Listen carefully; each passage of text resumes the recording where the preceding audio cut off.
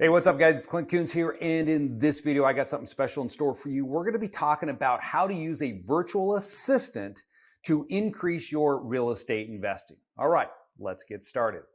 Okay, Jonathan, hey, thanks for coming on. I know it's taken a while to get you on here, and I'm real excited to have you on because this idea of using virtual assistants to help you with real estate investing, it's a term I've heard thrown around out there. In fact, I used a virtual assistant years ago and I could see the benefit of one, but I never thought, hey, hell, use it when it comes to investing in real estate. I just don't see where that switch is. And so I'm glad you're on here to explain to people how it can help them grow their business, because you've got a great background story of how you got started. And, by your mid 20s, you're able to retire basically and continue investing in real estate and grow your portfolio. We'll get into that and talk about that journey. But why don't you just tell everybody, about your business and some of that life story before we get into the virtual assistant stuff and how that can help them. Totally. The first book that ever triggered any of this for me is called The 4 Hour Workweek by Tim Ferriss. It has ebbed and flowed as far as popularity goes, but for me, it was the first book that showed me a different path than the one I was on, which was corporate America. So I started out in corporate America. I didn't have much of a corporate background or business background. I actually played college golf and I was going to try to become a professional golfer until I realized how good professional golfers actually are and realized how not good I was compared to them. But I just started looking down the path of what are the options to make money, to start a business, or to achieve what I thought at the time was success. I was 18, 19 years old trying to figure that out. For me, I had some friends that started in the corporate world and they were working at software companies doing sales. I'd done sales before, so figured why not? The only problem that I had at the time was I had no background in sales. I had no internships.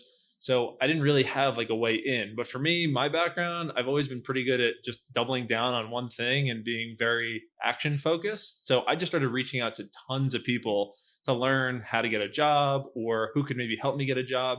I was reaching out to people from CEOs to people that were in their first year to just learn about what I could maybe do to entice them to help me.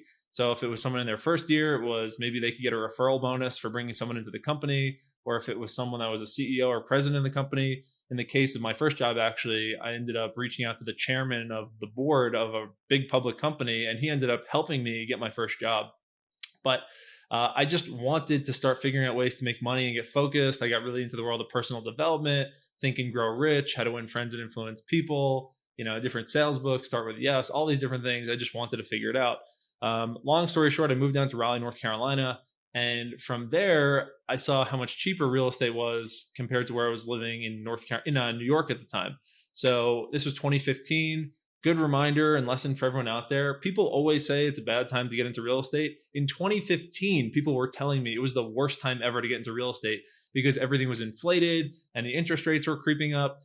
Every year after that, I've also been told it's the worst time to get into real estate. So it's a good reminder for people that you need to listen to the people doing what you want to be doing and not just the noise and the news and the garbage out there. So I started with house hacking in 2015. It's a strategy where you can use a bank loan to buy a property with 3 to 5% down. You can live in the property and then you can rent out the other rooms or units so that you can either live for free or you can maybe even get paid to live or make a little money once your roommates or tenants pay you and you have some surplus above the monthly mortgage, tax, principal, insurance. So that was my first test or first taste into real estate to see, wow, there's a way that I can get to financial freedom way faster if I start funneling money I'm making from my corporate job, buying real estate with it, and start to remove some of my biggest life expenses and start to add cash flow. For most people, I forget the exact number, it's like 60 to 65%, their biggest expense is their housing. So if you can remove your need for a housing payment, like I did when I was 21, 22 years old, and then not have a housing payment for the next 5 or 6 years, and you start building other income streams, you really start to snowball your net worth, your cash flow, and you can get ahead of people that aren't buying or building assets. So for me, it kind of became like my obsession. And I was just doing 1 or 2 deals a year. Sort of long story short, I had to move back to New York to take a promotion, which I thought was my dream job. But it turned out that was actually a horrible job. Like it was a pretty disappointing feeling when my North Star goal all those years in corporate ended up being a job that I didn't like at all. and I was questioning everything that I'd ever done, like all this work. And now I don't like this job. I don't like these clients. I don't like this product I'm selling. I'm living in an expensive city that I didn't like. So it really started to motivate me again to figure out how can I get out of this. And then COVID hit. And when COVID hit, I was just going kind of nuts to try to expedite my process to add more income so that I didn't have to work in this corporate job. And that's also where virtual assistants came in. I reread 4 Hour Work Week and started to meet with a lot of people that had experience with virtual assistants. And because at the time, I didn't think I had enough money to afford employees or contractors. But when I learned about the world of virtual assistants, that you can find great people for $3 to $8 an hour that can do unbelievably skilled tasks such as cold calling, texting, deal analysis, property analysis, social media marketing, podcast editing. They started to just insert themselves into different parts of my business. And I realized I actually had a passion for system building and helping kind of orchestrate a little bit of a process that could run with or without me. So I started using those resources to then buy more property. During COVID, I just really focused on real estate. I was moving to a different city every month to try to meet people, to try to find different properties, to go to meetup events. I lived in Kentucky for a few months. I lived in Louisville, I lived in Cincinnati. Then I went back to North Carolina to live back in a property, to house hack again. I'll also say this, guys. You might be hearing this and say, "Oh my God, this lifestyle sucks." Like you're making such a trade-off, maybe to achieve your goal. Well, guys, I wanted to be financially free. I wanted to not have a boss when I was 27 or 26 years old. Nothing comes for free in life. Sometimes there's different trade-offs you have to make. But let me also spoil something. At the time, it was so fun. I felt like I was in this high speed kind of chase, and it felt way better and more exciting than the job that I had. So, yes, there are some trade offs of house hacking. You don't have to do it your whole life. But if you're a younger person or even someone that's just trying to figure out how you can kind of jumpstart your financial future, it's a great strategy and it's not that big of a trade off. But long story short, I was really trying to figure out which strategy at that point would help me get into the best cash flow. I was looking at wholesaling and flipping and multifamily. And then I kind of stumbled into a short-term rental property because I saw a property that seemed to be doing really well in an area, and a property right next to it was listed for rent. So what I did was I actually had a VA reach out to that person and ask them if they would ever consider actually selling the property instead of renting it. And it took a little bit of negotiating, but they said yes. And that was my first STR. And that one STR, which was a small property, which we rented out nightly, ended up making more than all the other rentals I had combined in that first month. And for me at the time, even if it didn't seem like it was going to last forever, it was enough of a proof of concept and enough of something that I thought could last for a few years, or maybe depending on the type of style you do it, that I could double down on that, and that could kind of expedite my process a little faster. So then from there, just started focusing more on systems, buying more properties, using creative financing. I kept my job. This is a really important thing, guys. I kept my job so that I could get bank loans for low interest rates. When this was COVID, the rates were like 2 to 3%, that I couldn't have gotten those loans without a job. So I kept my job. I was using it to buy real estate. And then from there, I was building systems on the back end with VAs and automations and things like that. And that's also when I started making social media content. And I think I said way more than I needed to for that little blurb. So I'll just shut up. And if you have any questions, fire away. No, I mean, you mentioned some things there that, right off the bat when you were buying in 2015 and people were telling you, hey, it's too high, what are you doing? I think everyone's been there that's considered investing in real estate. I know when I used to go to Hawaii for 10 years, we would vacation there. And every time my wife said, are we going to buy something here? I'd be like, hell no, it's too expensive. And you go back next year and it was another $200,000 more than it was a year before. I'm like, that's crazy. I'm not going to spend that. And it just kept going up. So you're right. I mean, that's what real estate does. And to take advantage of it, I think you found a unique angle here when we're talking about virtual assistants. And so if I'm a real estate investor, why don't you explain, what's that like? What can a virtual assistant help me do? Because I know a lot of people that watch my channel, they're listening to this right now, they're working, like you said, they still have their job. It helps them get their loans. But when are you finding the time to go out there and find the deals and do the calls? So how did that work? How does it work? So just to paint the picture of what virtual assistants can be, here are a few things that they do for me. Now, this isn't what a beginner would start with, but we can back into what a beginner would start with. But for me right now, I don't check my email. I don't check my DMs. I'm not doing any property analysis or property outreach. As far as management goes, there are some management tasks that I'll do of the people, but we just hired someone who's an American person, but they are our head of operations and they're managing our virtual assistants and things like that. But for me right now, anything that has to do with video editing, anything administrative, anything with replying to messages, anything with deal analysis, that is done by a virtual assistant. And most of our virtual assistants are actually in the Philippines. They're paid anywhere from $5 to $10 an hour. And then what we like to do is we like to set up KPIs and bonus structures based on them achieving different outcomes. So we set a number of deals that we would like them to analyze per day and per week. We send some of those to some of our students, but then we also send a newsletter out. And per deal that they analyze over a certain criteria that then we validate, we'll pay them a bonus. So I think there's a lot of different ways that you can do it. But if I was starting again with virtual assistants, here's my advice. Start with just one thing. Make a list of every task or every activity that you think is required in your business or that you do today, and sort it by things you either like doing, that you're good at doing, that you think you need to do or don't need to do, and then start to begin that kind of role or job description to see who can maybe take over that task for you. And I still remember this to this day. It was such a light bulb moment when I realized not everything that I don't like doing, someone else doesn't also like doing. There are people that love to do the things that I hate. Bookkeeping is another one. That's another virtual assistant task. So what I would do is start with one task or one activity that you don't think you like doing. For some people, it's email. For real estate investors, it could be deal analysis or cold calling. Okay.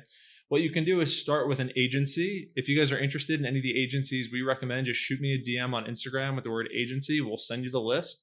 Or if you want to do the process yourself, and by the way, I'm not an affiliate with any of those. They're not my companies. It's just for some people, it's easier to start with an agency than doing the full process yourself. But if you're interested in also doing the full process yourself, we can help you with that. We have free training on that as well. But we use typically sites called Upwork and onlinejobs.ph. And you can do two things. You can start either a job description and then have people apply, or you can search for people that already have that description or that experience, and you can just reach out to them and you can tell them what you're looking for help with and see if they're available or what type of experience they have. I could dig way more into like the interview process and like the finding process, but for us right now, it's grown into something. But at the beginning, it was just starting with one task. And then it kind of became like addicting because I realized I didn't like doing some of these things. Now they were being done better than when I was doing them. What else can we delegate to people? And that sort of continued to be the way that we would grow and scale the business. So if I subscribe to LoopNet and I was pulling down properties in a certain area, could I send that up to a VA and have them, analyze it or cold call them? Is that what you would use it for? So regarding deal analysis, virtual assistants can definitely help with outreach and analysis. So some VAs have experience of pulling records, like going onto the local courthouse sites or local city or county sites, pulling records, skip tracing the records, and then calling and texting.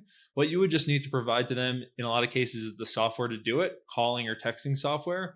There's tons of different softwares that you could use. We used to use Mojo, and some people use Zendialer, but there's tons. But in some cases, they have that experience. I would probably look for ones that had that experience that could then set the meeting. And in theory, then they could set a meeting for you, or they could set it for someone else, maybe on your team as a closer. Or if you have deals already, they can help with the analysis if you have a process for analysis. So in some cases, they may have financial analysis background. They might have an accounting or bookkeeping background, so they're good with spreadsheets. But in some cases, you might want to teach them your special way that you analyze deals or the way that you have a criteria of deals that you like to look for. So for us, we found VAs that had experience with numbers and spreadsheets, but then we taught them our ways of analyzing deals and where to pull data from. For the cold calling, when we used to do that, they actually had experience with cold calling and texting. So we didn't teach them too much of what to say on the phone and the scripts. We would definitely listen to the calls and see how they were doing. But that's an example of what that could look like. And people do it every day. It's definitely a little bit of, I'd say, a first time thing for people that haven't done it. There's a little bit of a learning curve, but if you stick with it, it's what all the top wholesalers and flippers and a lot of the companies are using to find off market deals and analyze them quickly. So if I was thinking about using a virtual assistant, you said you go into Philippines, and I mean, how well do they speak English? As far as, does it translate well? And I know they speak English, but is there a heavy accent or something like that? And does that, throw people off? I mean, what does the process look like to find that virtual assistant that is going to be able to work for you? I'm glad you asked, because the process to find VAs is more important than any work that you actually give them, because you want to find qualified people that can do the job you need help with and actually want to do the job that you need help with. Speaking English is a huge part. Most of the VAs, though, that are going to apply, they speak pretty good English. We like VAs or anyone in the Philippines to speak really good English. So that's an important thing for us. One of the ways that we start to screen people out is to ask them to submit a Loom video, which is basically just like a video recording of themselves where they answer 3 to 5 questions. And that tells us very quickly a few things. It tells us, 1, how well do they speak English? 2, what is their energy and enthusiasm level? 3, we get to see their tech setup and how good or bad they are with technology. And just from doing that alone, we screen out tons of people who aren't maybe ready for the job or can handle the technology for the job. So that's a really important piece.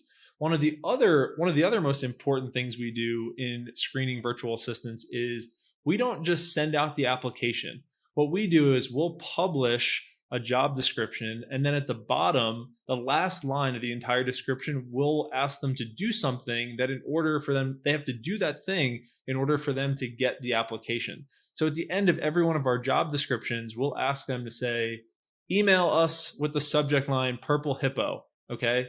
And then what we do is in Google Gmail, we'll set up a filter and then an auto reply. It's very easy. We could show anyone how to do it, where if someone reads the application, they read the job description, and then they email us with the word purple hippo, an auto reply will go back to them and we'll send them the application, and it'll move their email into a folder that we set up in Gmail.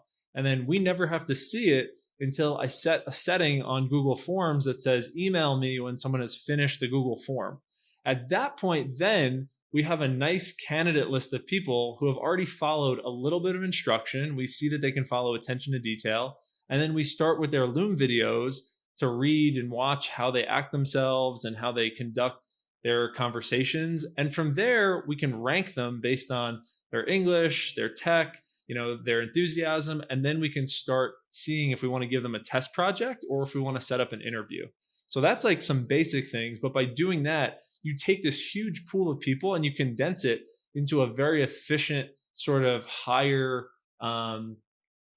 caliber of applicants that then are worth talking to. And they've sort of already self-screened themselves, and they've already sort of done some interviews themselves by proving what they can or can't do. That's brilliant. You're the first person who's ever told me that before, and I can see the wisdom in it. Like when you said that purple hippo thing, right away, I mean, it shows people that can follow directions, take action, and are not just blindly replying to anything that comes out there. Wow, self-sorting. Excellent. And I'd imagine too, you would look at when they reply to the email, how long does it take them to complete the application? Because to me, that would be important as well. Yeah, that's a really big thing. Depending on how well or how fast they submit an application, that gives a huge indicator of what type of person they're going to be when we hire them. Because again, that's part of the process. If someone responds very slow in the interview process, they're probably going to respond very slow when you hire them.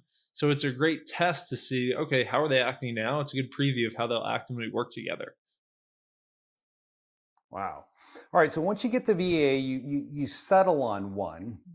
Then you're going to, like you said, you're going to give them 1 or 2 tasks that you don't want to do. So how much time would I look at having to invest in that person initially to get them up to speed, to understand? And then when could I be looking at, getting some meaningful results out of someone? Is this a 3-week, 6-week, 12-week type of process?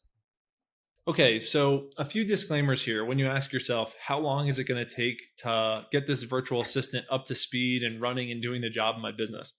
If you hire someone from an agency, it should be very quick. It should just be that first week, you're going to show them the operations of your business, how you do things, what your values are, and then hopefully they can start to implement and execute.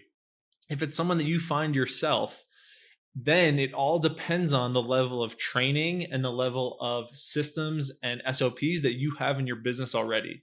So for us, one of the most important things that we ever did was we created a task list called all repeatable tasks. There's like 120 there's 120 repeatable tasks in our business. So what we'll do is we will make Loom videos and we'll outline instructions for every one of those tasks so that whoever comes into our company on day one will show them the tasks that they are sort of assigned to do or expected to do. And it's very easy for them to get onboarded and trained because they have checklists and step-by-steps for every task in the business, along with Loom video recordings of how that task is done. So we did that to improve our own internal process, but also to ramp up the speed that someone can get onboarded. For us, though, if someone is pretty green and they're going to be learning all of our process and training, I like to meet with them every day for the first 10 days to 14 days. And then from there, we'll see where they stand, if they're picking things up properly. But also, Clint, I'll say this. If someone isn't getting it after 10 to 14 days of daily calls and our repeatable task list, we just fire them because that's showing that they're not ever going to get it. Mm-hmm. We like to fire quickly and we like to hire quickly, okay? Because once our process of interviewing is the best we can do to sort of screen people out and then do interviews. But you never know how someone is going to act until you're actually working together. So for us, we like to get them kind of inside. They'll sign a contract, so we have privacy. But then it's up to them of how quickly they can jump in and what their attitude is. If they don't have a good attitude, if they're not responding quickly, we might fire them in less than a week. It's just a matter of understanding how well they're doing their part of the business. So that's typical for us, 10 to 14 days. And then we have a pretty good idea of how much additional handholding they might need in order to do the job. You know, you mentioned something, and I hope people listening has picked up on this. Actually, you've mentioned it a few times.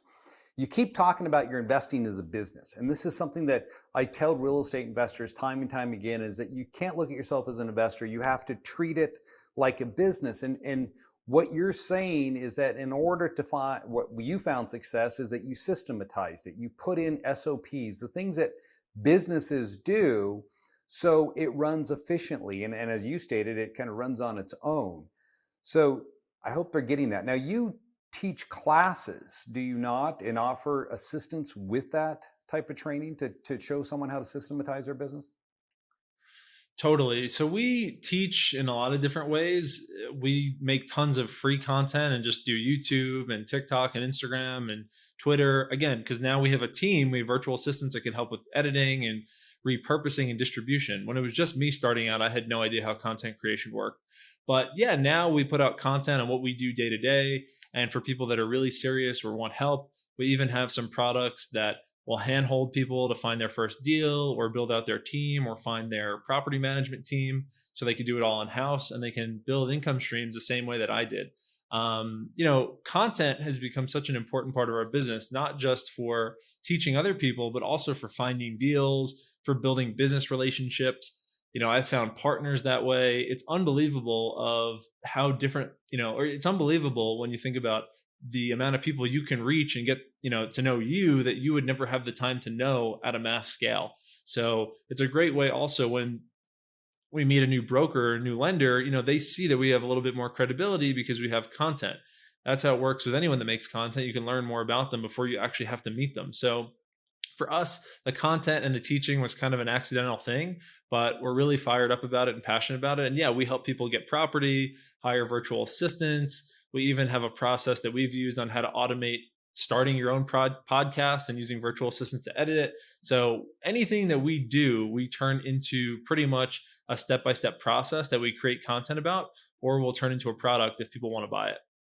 Yeah, I mean, the thing I keep telling people is you need to invest into yourself. And here's an opportunity. If you're listening to this and you're thinking, I need a virtual assistant, but I just don't know how to go out there and put one together, I would definitely recommend they reach out to you because I've been there before. I used a virtual assistant at a time, and to be straight up, it was a struggle for me to figure that process out. I went through 3 of them until I finally found one that worked well with me, but I had to learn it as I went, and because I didn't know of anyone that that could educate me and teach me. Hey, Clint, you can skip the 3 months of wasted effort and time of training these people. Had you just done this, this, and this, like you stated, you could have got rid of them, found the new one, And that's, I think, part of the problem too, is that people tend, I know, and I'm just speaking for myself, tend to think, all right, well, maybe this person can do it and I'll give them a few extra chances. And what you're saying is, you don't got enough time. You got to get that business off the ground and running. So